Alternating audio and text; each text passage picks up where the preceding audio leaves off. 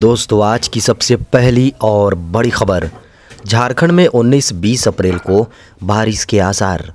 झारखंड में फिलहाल heat wave की स्थिति नहीं बन रही है, लेकिन 40 डिग्री सेल्सियस से अधिक तापमान वाली स्थिति अभी बनी रहेगी। हालांकि 19-20 अप्रैल को झारखंड के दक्षिणी जिलों में बारिश की संभावना है। मौसम केंद्र के अनुसार झारखंड के दक्षिणी जिलों में 19 और 20 अप्रैल को कहीं कहीं गर्जन के साथ हल्की बारिश हो सकती है। झारखंड के लोगों को जल्द मिलेगी वंदे भारत ट्रेन की सौगात। झारखंड के लोगों के लिए वंदे भारत ट्रेन का परिचालन होना किसी तोहफे से कम नहीं है। खबरों को माने तो वंदे भारत ट्रेन रांची पटना के बीच जल्द सरपट पटरी पर दौड़ने वाली है, लेकिन ऐसा अनुमान था कि अप्रैल के अंतिम सप्ताह में शुरू हो जाएगी, लेकिन अभी कुछ और समय बाकी है, जिस कारण से यह मई के अंत तक शुरू हो सकती है।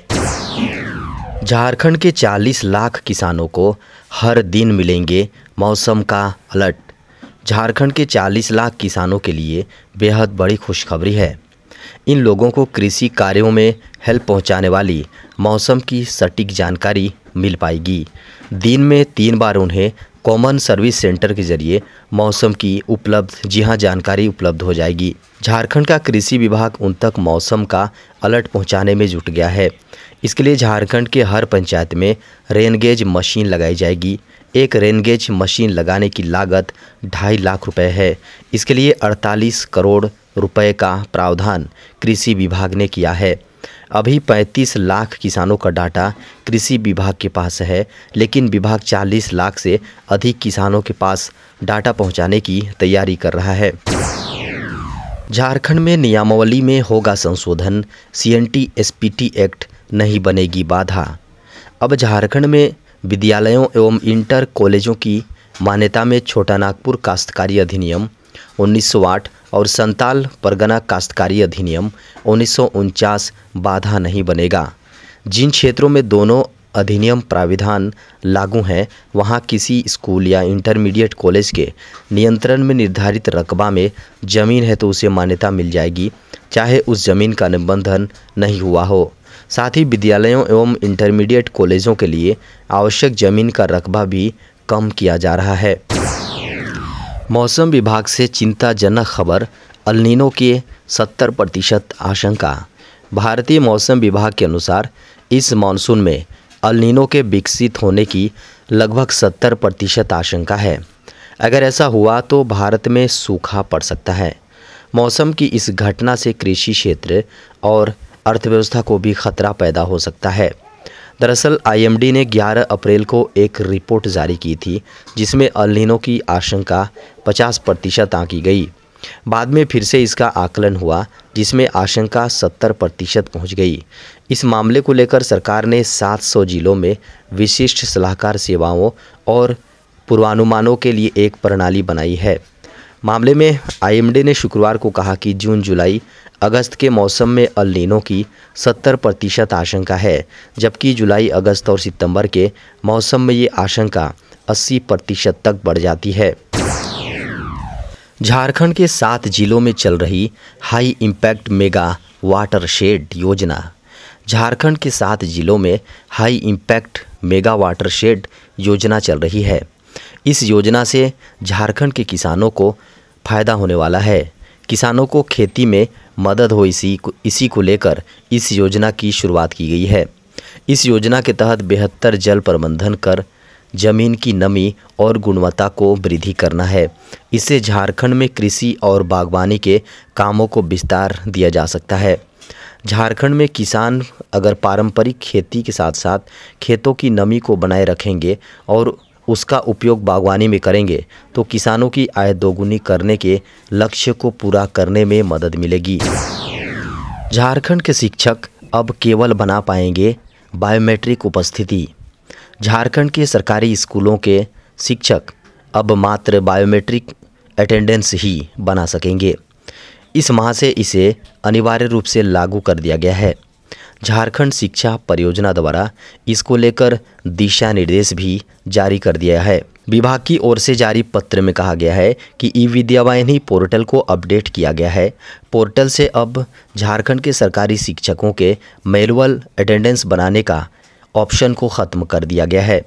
वे अब केवल ऑनलाइन अटेंडेंस ही बना पाएंगे। शिक्षक के साथ साथ झारखंड के विद्यालय के कर्मचारियों के लिए भी इसे अनिवार्य रूप से लागू कर दिया गया है।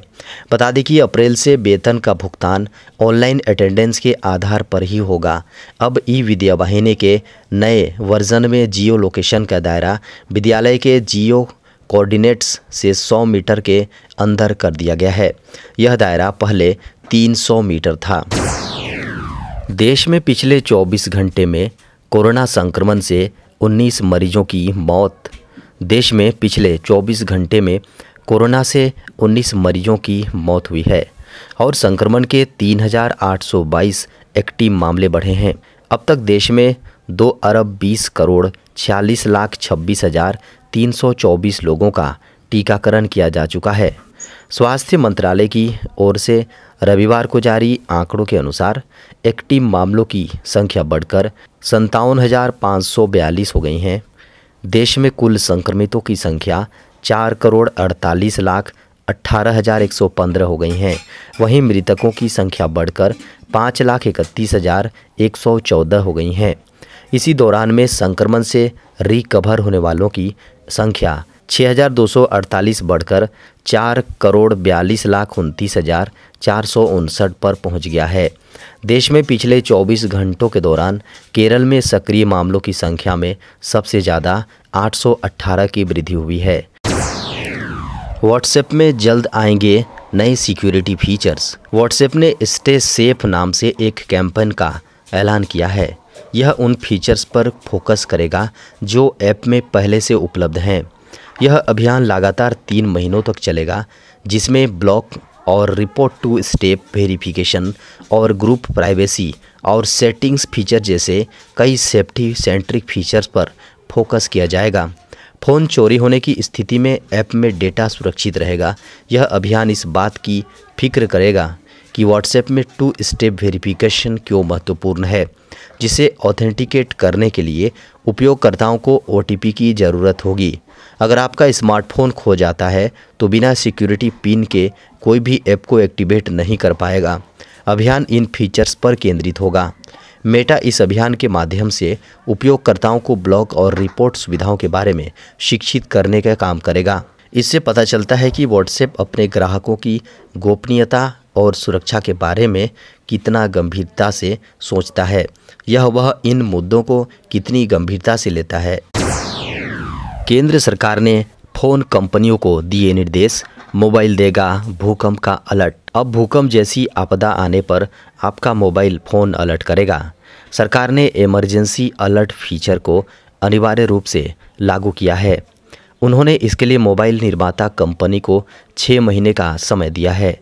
ब्रॉडकास्ट सिस्टम के जरिए लोगों को एक साथ अलर्ट करने का फीचर होने की स्थिति में आपदा के आते ही मोबाइल अलर्ट संदेश जारी करेगा, जो कम से कम 30 सेकंड का होगा। इस संदेश में आपदा की स्थिति, क्षेत्र, नाम और तीव्रता भी स्पष्ट होगी। इमरजेंसी अलर्ट फीचर दुनिया के सभी समृद्ध देशों में मोबाइल फ़ोन में लागू है। अमेरिका, यूरोप, ब्रिटेन, जापान, चीन, रूस और ऑस्ट्रेलिया समेत सभी देशों में फीचर फ़ोन में भी यह सुविधा लागू है। लेकिन भारत में महंगे मोबाइल हैंडसेट को छोड़ दिया जाए तो यह फीचर निर्माता कंपनियों की ओर से नहीं डाला गया है।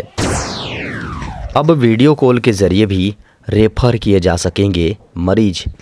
केंद्र सरकार स्वास्थ्य योजना CGHS के लाभार्थियों को अस्पतालों में इलाज कराने में राहत देने की कवायद में चिकित्सा अधिकारी के पास जांच के लिए जाने की अनिवार्यता को ख़त्म कर दिया है। अब लाभार्थी चिकित्सा अधिकारी के पास गए बिना भी अस्पताल में इलाज के लिए रेफर करा सकेंगे। यही नहीं, वीडियो कॉल के ज़रिए भी रेफर कराने की सुविधा मिलेगी। केंद्रीय स्वास्थ्य और परिवार कल्याण मंत्रालय ने यह सुविधा देने के लिए पैकेज की दरों को भी संशोधित करने का निर्णय लिया है। रेफरल प्रक्रिया को सरल बनाए जाने से कर्मचारियों को इलाज कराने में आसानी होगी। अभी तक CGHS लाभार्थी को अपने या परिजन के इलाज के लिए CGHS वेलनेस सेंटर जाना पड़ता था। इसके बाद ही अस्पताल में रेफर किए जाने से संबंधित प्रक्रिया पूरी होती थी। लेकिन अब लाभार्थी अगर वेलनेस सेंटर नहीं जा पाता है तो वह किसी को अपने दस्तावेजों के साथ वेलनेस सेंटर भेज सकता है।